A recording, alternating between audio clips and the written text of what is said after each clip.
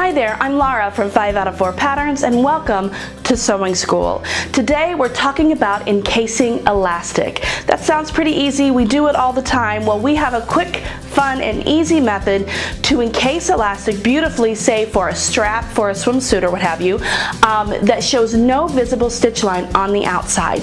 It's beautiful. Let's get started.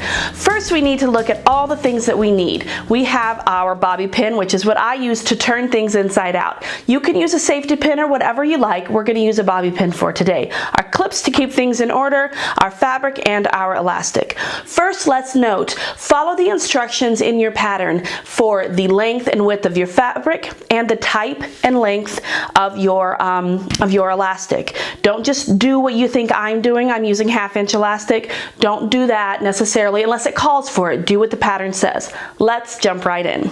So the first thing we're going to do is move some of these things out of the way. Is we're going to take our fabric and we are going to place it right sides together. Okay, at the long edge here, long raw edge. Okay, then we're going to take our elastic and we're going to put it at the raw edge and we're going to clip just to keep it in place.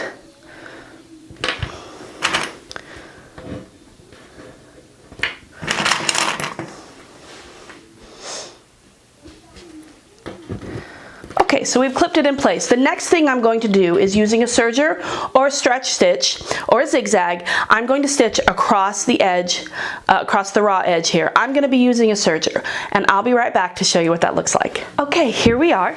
We've got our, we're stitched all the way across the raw edge there. You can see on both sides that we have, we've used a serger.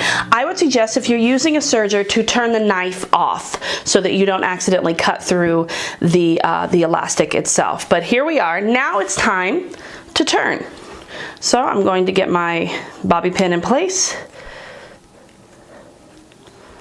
And then I'm going to just bring it around and down through the hole.